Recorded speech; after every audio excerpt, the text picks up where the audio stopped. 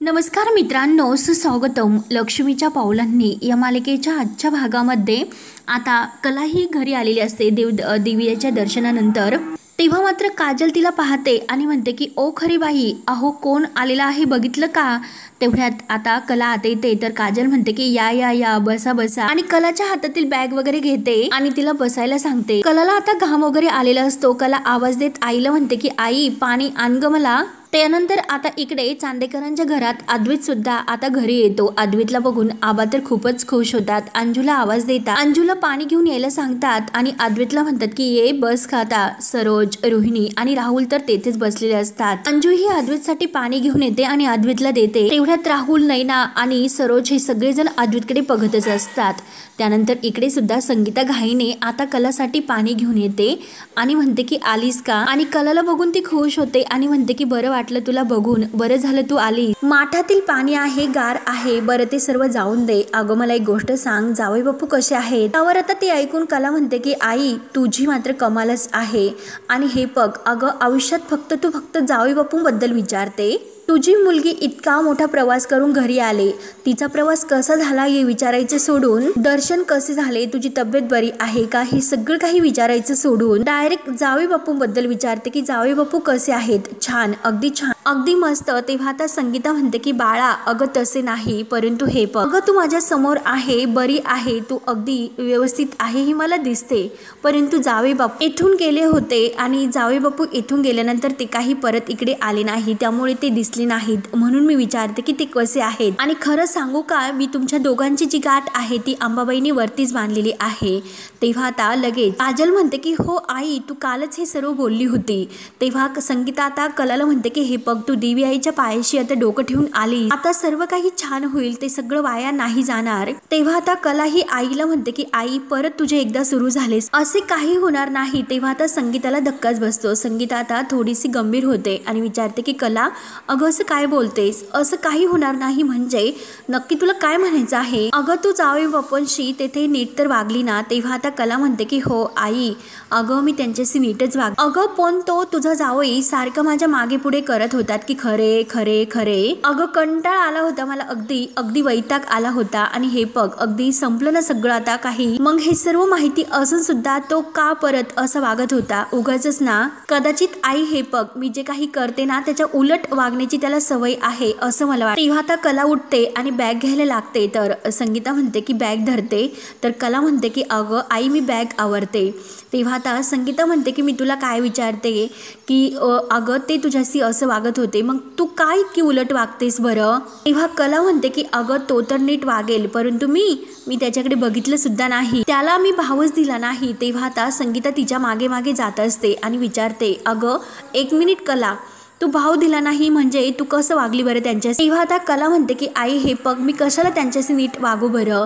तेव्हा आता संगीता म्हणते की अगं ते तुझ्याशी नीट वागत होते। तेव्हा आता लगेच कला ही ओरडते। कला म्हणते की आई अगं वागून दे, आता आमच्यात काय राहिले बरं? सगळं काही संपले ना, मग कशाला त्यांच्याशी व्यवस्थित वागायचे? तेव्हा आता लगेच संगीताला खूप टेन्शन येते। संगीता म्हणते की आई अंबाबाई खरंच या मुलीचं खूप टेन्शन येते, नक्की ही कसं वागली असेल जावई बापूंशी काही कळत नाही मला तर खरंच आता काळजीच वाटायला लागली। म्हणून संगीता आता लगबगीने परत कलाजवळ येते आणि कलाला विचारते की एक मिनिट कला, अगं जावई बापू तुझ्यावर चिडलेत का? जास्त चिडलेत का? तेव्हा आता कला म्हणते की अगं चिडले तर चिडले, मला काही फरक पडत नाही, आता तरी काय राहिले आमच्यामध्ये। म्हणून कला आता आपली बॅग घेते आणि रूममध्ये निघून जाते। तर आता संगीताला कलाचं ही जे काही वागणं आहे ते बघून आणखीनच टेन्शन येते। तेव्हा आता संगीता मनात म्हणते की अरे देवा, हे तर काय होऊन बसले, ही पोरगी तर सरळ नाहीच, परंतु जावई बापूंशी कसं वागली असेल, पावलो पावली हिने त्यांचा नक्की अपमान केला असेल। आणि जावई बापू तसे तर खरंच चांगले आहेत, तापड स्वभावाचे सुद्धा आहेत, त्यांना जर राग वगैरे आला तर त्यामुळे मी एक काम करते, मीच जावई बापूंशी एकदा बोलते, मी त्यांना सांगू का कलाचं जे काही तापट वागणं आहे तर ते मनावर घेऊ नका म्हणून? नाही नको, मी त्यापेक्षा आबाजींनाच बोलायला सांगते आणि आई अंबाबाई सगळं काही चांगलं होईल असे वाटत होते, परंतु आता हे नवीन मात्र काय आणखी। त्यानंतर आता इकडे चांदेकर मेन्शन मध्ये आबा तर अद्वैतला बघून खूप खुश होतात। अद्वैतचा चेहरा बघून म्हणतात की हो प्रवास अगदी चांगला झालेला दिसतो। रजनी म्हणते की हो ना, अगदी फ्रेश दिसतो, दमल्याच्या काही खुणा याच्या चेहऱ्यावर नाही दिसत। त्यावर आता अद्वैत म्हणतो की काकी अगं दमण्याचा तर काही प्रश्नच नाही, खूप मज्जा आली, खूप अशी व्यवस्थित अगदी धमाल होती तिथे, मला असा एक्सपिरियन्स होता हे ऐकून आता रोहिणी, नैना आणि राहुल यांचे चेहरे अगदी जळक्यासारखे होतात. त्यांचा तर अगदी जळफाट होत असतो, पाहण्यासारखे चेहरे त्यांचे होतात. हे ऐकून आबा लगेच खुश होतात. आबा म्हणतात की सरोज, अगं तू तर असं म्हटली होती की याचे कामाचे दिवस आहेत, याचं कामात लक्ष असायला हवं, तिकडे देवदर्शनाला कशाला पाठवायचे, परंतु अगं त्याच्याकडे बघ कशी नवी उमेद तो घेऊन आला. तेव्हा आता हे ऐकून रोहिणीचा जळफाट होतो. रोहिणी लगेच आता सरोजचे कान भरवत म्हणते की अगं रोहिणी, सरोज वहिनी बघितलंस का, आता अद्वैत फक्त डॅडचंच ऐकतोय आणि काही दिवसानंतर तो आता जे काही डॅड दाखवतील त्या मार्गावरच चालायला लागेल, त्यासाठी सुद्धा तो काही मागे पुढे पाहणार नाही. म्हणजे सांगायचं हे की अद्वैतला सुद्धा डॅड सारखा कलाचाच पुळका येणार. तेव्हा आता सरोजला राग येत असतो. सरोज आता मनातून अद्वैतकडे रागाने पाहत असते.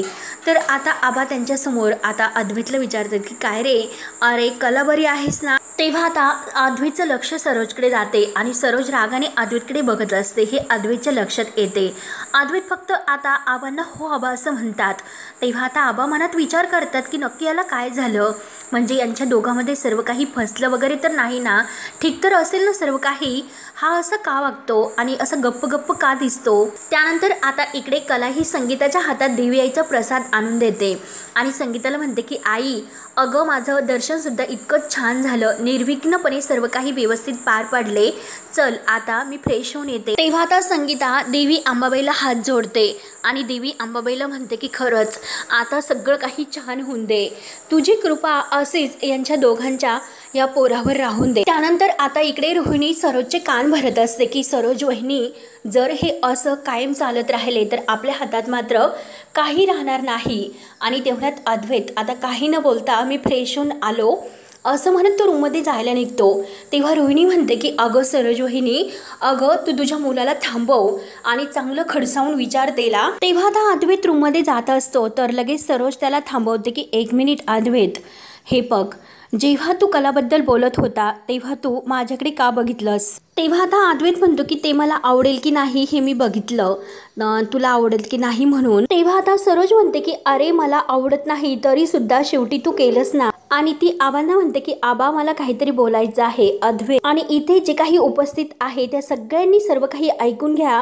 मुलाच्या आयुष्यात ह्या कलाच्या नावाच्या मुलीमुळे जर काही चांगलं होणार असेल तर मात्र मी मध्ये कधीच येणार नाही, असा सरोजचा आता हा निर्णय ऐकून रोहिणी आणि नैना यांच्या पायाखालची जमीन सरकते. परंतु सरोजचं हे बोलणं ऐकून आता रजनी आबा हे खूपच खुश होतात. आबा म्हणतात की सरोज, अगं काय हे.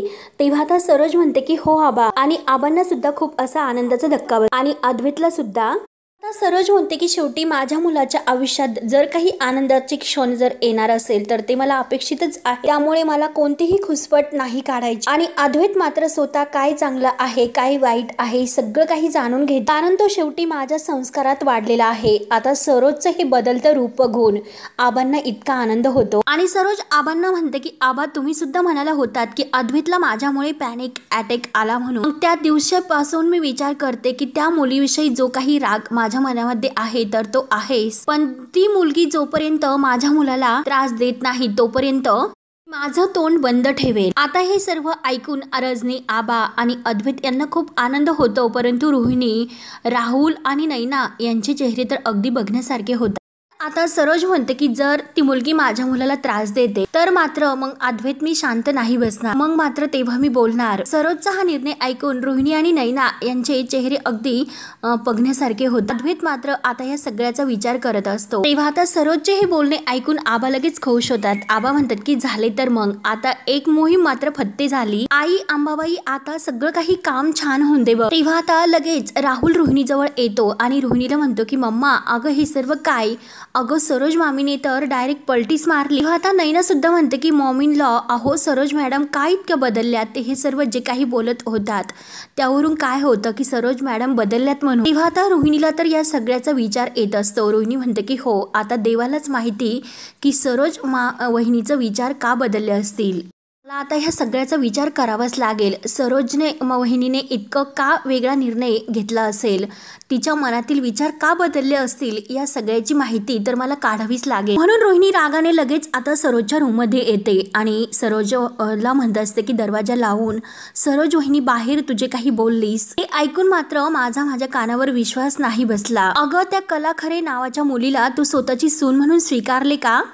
मुलीला तू सून म्हणून स्वीकारलं आणि हे सगळं जे काही बोलली ते भावनेच्या भरात तू बोलली ना. तेव्हा आता सरोज म्हणते की हे बघ, अगं मी भावनेच्या भरात रोहिणी, अगं हे बघ, कुठलेही निर्णय घेताना मी अगदी विचार करून ते गणित मी सोडवत असते. चाल बदलणं काय म्हणतात, सुद्धा तेच केले. तेव्हा आता रोहिणी विचारते की अगं तू चाल बदललीस, परंतु ही अशी का? सरोज वहिनी हे बघ, त्यांच्या मार्गातील एकमेव अडथळा तू आहेस. आणि आता तर तेव्हा सरोज लगेच रोहिणीचा हात धरते आणि रोहिणीला म्हणते की हे बघ रोहिणी, कसे आहे की आबा आणि माझे विचार वेगळे आहेत. आबा अद्वैतला एक दिशा दाखवतात तर मी दुसरी दिशा दाखवते. माझा विचार अद्वैत हा कन्फ्यूज होतो आणि कोणताही विचार जर केला, कशाबद्दल जरी विचार करून जो निर्णय घेतला तर तो त्यावेळेस आबांना पटायचा. घरातील असो बाहेरचा असो, कोणत्याही निर्णयाशी आबा माझ्याशी एकमत असायचे. आम्ही दोघे मिळून बसून घरामध्ये एक निर्णय घेत होतो. त्यामुळे घरामध्ये एक असं वेगळं नियम होता. परंतु आता मात्र जे काही घरामध्ये सुरू आहे तर ते सगळं काही बदलले. आणि ती मुलगी घरात आल्यापासून आबा आणि माझ्यामध्ये जे विश्वासाचं एक नातं होतं ते सगळं काही नातं आता एकदम गढूळ झाले. त्यामुळे मी मात्र एक आता वेगळा विचार केलेला आहे की प्रत्येक पाऊल हे अगदी विचारपूर्वक उचलायचं. बघतच राहशील तू आता यापुढे मी कशी वागते, काय निर्णय घेते, काय करते, काय नाही. पण त्या अगोदर मला आबांचं मन जिंकायचं आहे आणि अद्वैतचा विश्वास जिंकायचा आहे. आणि ह्या कला खरेचा डाव शेवटी तिच्यावरच उलटवायचा आहे. अद्वैत आणि आबा यांना माझ्याकडून वळून घेऊन त्या कला खरेबद्दल जे काही आता त्यांचे विचार आहे तर ते विचार मला बदलायचे आहेत. रोहिणी हे बघ, अगं मी एक बिझनेस वुमन आहे. बिझनेसमध्ये एक नियम असतो आणि सगळ्यात महत्त्वाचा असतो तो विश्वास. आणि विश्वास अख्ख्या भांडवलावर उभा असतो. त्यामुळे आता तो पाया घट्ट असं रोवण्याची वेळ आलेली आहे. त्यावर आता हे ऐकून रोहिणी म्हणते की बापरे, इतकं सगळं काही तुझ्या मनामध्ये चालू होते का? तेव्हा आता सरोज म्हणते की अर्थातच माझ्या घराला आणि माझ्या घरातील माणसांना मी कधीच तिच्या तावडीत नाही सापडून देणार. त्यावर आता रोहिणी विचारते की म्हणजे सरोज वहिनी, अगं तू नक्की काय करणार आहे? तेव्हा आता सरोज हसून म्हणते की अगं रोहिणी, बघशीलच तू पुढे काय होतं ते. त्यानंतर आता अद्वैत इकडे आपल्या रूम मध्ये असतो. तो आता कलाबरोबर जे काही बोललेलं आहे ते सर्व आता विचार करत आता आठवत असतो. कारण अद्वैतने कलाला विचारलेलं असतं की तू परत घरी केव्हा येणार आहे. तेव्हा आता कला म्हणत असते की मी नाही येणार. तर अद्वैत म्हणतो की हे बघ, तू काम असं अर्धवट नाही सोडू शकणार. तेव्हा आता कला म्हणते की जो नातं अर्धवट सोड त्याने मला ही अक्कल शिकू नये. आणि जेव्हा ते आता देवी आईच्या उत्सवाला जात असतात तर तेव्हा कलाने त्याला अगदी धक्का दिलेला असतो. तर माणसे तिला ओरडलेली असते की काय कला, अगं काय करते, सांभाळून जरा. तेव्हा आता अद्वैत त्या सगळ्याचा विचार करतो. आता कला ही तेथे गेल्यानंतर जे काही वागली की मला सुद्धा यजमान म्हणजे नाही मी एकटीच आले असे मुद्दाम गुरुजींनी विचारल्यानंतर ती खोटं बोलली. या सगळ्याचा विचार करून आता अद्वैत हा स्वतःला म्हणतो की ही समजतेस करीस काय स्वतःला? मी कोण आहे हे विसरलीस का? आत्ता म्हणजे मागे मी तिचा जीव वाचवला तरी सुद्धा तिला त्याचं काहीच नाही. इतका ॲटिट्यूड आणि इतका माज कसला आहे हिला. त्यामुळे नाही, मला आता यापुढे कुणाच्या मागे मागे करण्याची सवय तर नाही. आणि आजपर्यंत मात्र मला कोणीही नाकारलेलं नाही. त्यामुळे काही झाले तरी आता शेवटी हिचा माज शेवटी हिच्यावरच उतरावा लागेल. त्यासाठी नेमकं काय करायचं याचा अद्वैत आता बारीक विचार करत असतो. तेव्हा आता तो लगेच ॲडव्होकेट बापट यांना फोन करतो आणि अगोदर सॉरी म्हणतो की इतक्या रात्री मी तुम्हाला डिस्टर्ब करतोय, परंतु कामच माझं असं आहे. एक व्यक्ती आहे. तर वकील विचारतात की कोण आहे ते व्यक्ती. तर अद्वैत म्हणतो की हो आहे कोणीतरी. त्या व्यक्तीची मी समजूत काढण्यासाठी प्रयत्न करतोय आणि इतके प्रयत्न करून ती व्यक्ती माझं काही ऐकून घेत नाही. ती व्यक्ती समजतेच काय स्वतःला. मग हे बघा, मी जे काही तिची समजूत काढण्याचा प्रयत्न करतो मग मी काही मूर्ख आहे का? आणि हे बघा, मी तुम्हाला त्याबद्दल नाही विचारत मी तुम्हाला सांगतोय, अगदी व्यक्त होतोय. आणि हे बघा ॲडव्होकेट बापट, अहो माझा अपमान झालेला आहे आणि मला जर कोणी असं मूर्खात काढलेलं मला नाही आवडत. तेव्हा आता ॲडव्होकेट बापट जे काही मुद्दा देतात तेव्हा अद्वैत विचारतो की कसला मुद्दा. आणि हे बघा, जे काही बोलतो मी ते सगळं काही अगदी मुद्द्याचंच बोलतो. त्यामुळे हे बघा, उद्या लगेच तुम्ही मला येऊन भेटा. त्यामुळे हे बघा, उद्याच्या उद्या मी तुम्हाला भेटायला येतो. यावर आपण सविस्तर बोलूया. फक्त तुम्ही माझ्यासाठी वेळ द्या. ठीक आहे, आपण उद्या भेटूयात म्हणून अद्वैत आता फोन ठेवतो. फोन ठेवल्यानंतर आता तो स्वतःला म्हणत असतो की एखाद्याचा इतका सुद्धा अंत बघू नये, त्याचे पेशन्स अगदी चेक होतील. आणि हे बघा, मला आता कधीही एखाद्याच्या पुढे पुढे करण्याची सवय नाही, परंतु सिच्युएशन मात्र अशी, आता मात्र तुझा हा जो माज आहे तर तो माज मी कसा उतरवतो ते बघतच राहा. मी तुझ्यावरच आता तुझा हा माज उतरवतो. आता भेटल्यानंतरच तुला कळेल की अद्वैत काय म्हणजे कसा वागतो हे तुला बघितल्यानंतरच कळेल. त्यानंतर आता इकडे सोहम विचार करत असतो, मी शांत राहिलो माझ्या अबोल्यामुळे. मी स्वतःची जी काही गुंतागुंत करून ठेवलेली आहे, एका बाजूला तर माझ्यावर प्रेम करणारी अनामिका आणि दुसऱ्या बाजूला काजल, तिला सुद्धा आता माझ्यावर प्रेम आहे हे तिला आत्ता समजले. आणि माझ्या डोक्यामध्ये अजून कुठेतरी काजलच आहे, म्हणून मी स्वतः अनामिकावर काही अन्याय करतो का? म्हणून आता सोहम विचार करता करता तेथे सोफ्यावर बसतो आणि तेवढ्यात अद्वैत सुद्धा आता त्याचा विचार करत करत रूम मधून बाहेर पडतो आणि तेथे सोहम जवळ येतो. परंतु सोहमकडे काही त्याचं लक्ष जात नाही. तो कलाचाच विचार करत असतो की ही खरे म्हणजे जरा आतीच वागते. त्यामुळे आता मात्र काही झाले तरी शेवटी निर्णय मला घ्यावाच लागेल. आता त्याशिवाय ऑप्शनच नाही दुसरं. मला म्हणते की मी करतोय, माझ्यापेक्षा तर मोठा युगो हिचा आहे आणि स्वतः काय करते मग? स्वतःला सुद्धा किती युगो आहे असा विचार करता करता त्याचं लक्ष सोहमकडे जाते आणि तो सोहमला विचारतो की तू इथे काय करतोस?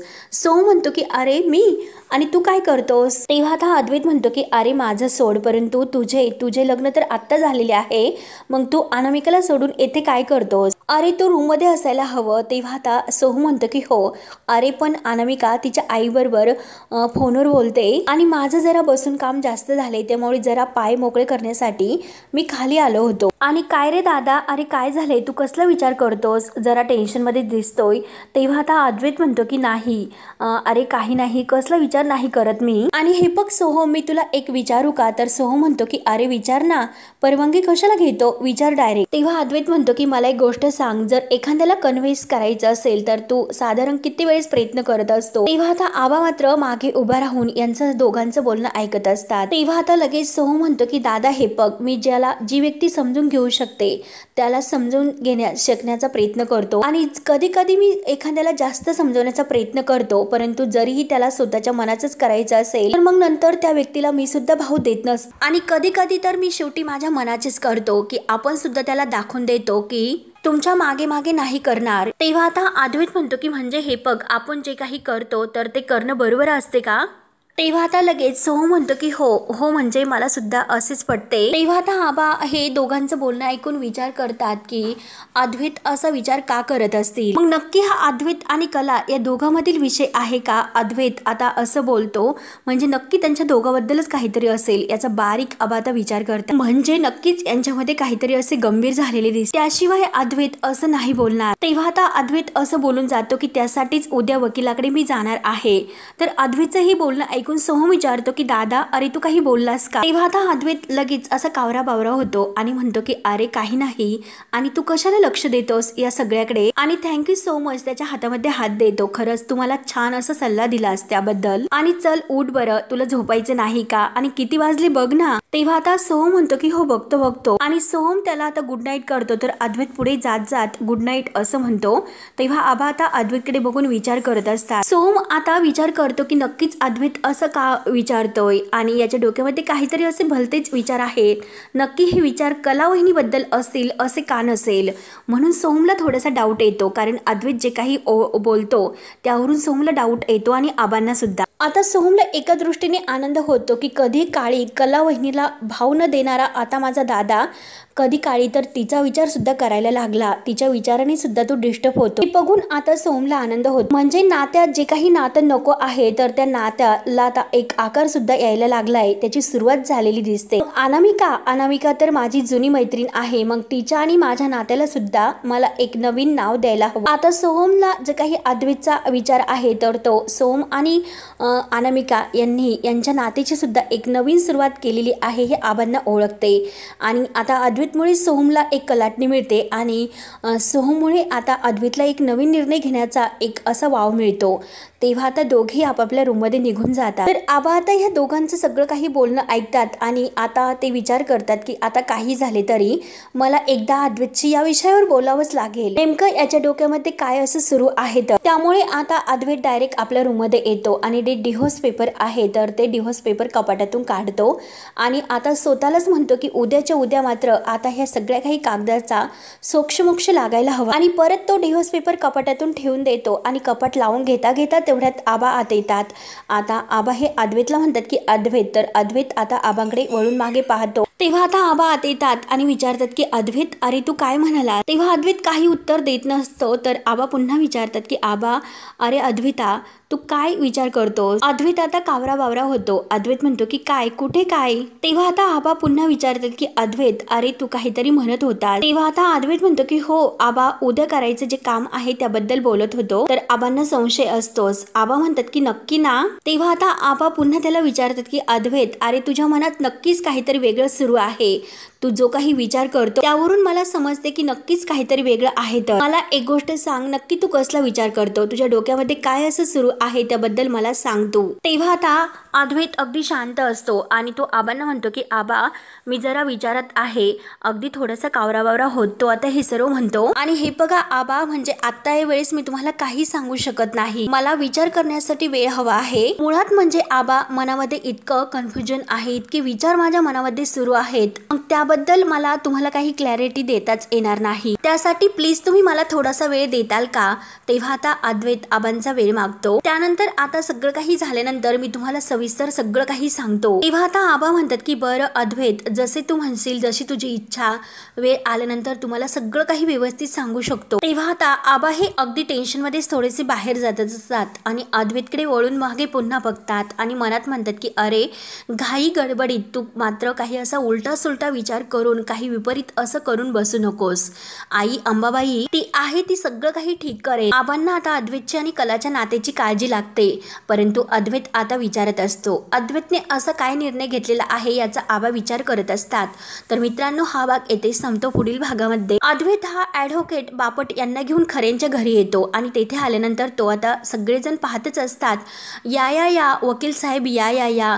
तेव्हा आता संगीता, दिनकर, कला यांना तर धक्काच बसतो की अद्वैत असं काय करतो आणि वकिलांना तो घेऊन का आला असेल. तर अद्वैत आता ॲडव्होकेट बापट यांना म्हणतो की ही नोटीस आहे तर ती अति आगाऊच्या तोंडावर फेकून मारा. तर संगीताला आता वेगळाच धक्का बसतो. संगीता म्हणते की नक्की जावई बापू आता कलाला काडीमोड देतात की काय. तेव्हा आता कला ही तो नोटीस हातात घेते आणि अद्वैतला विचारते की कसली ही नोटीस.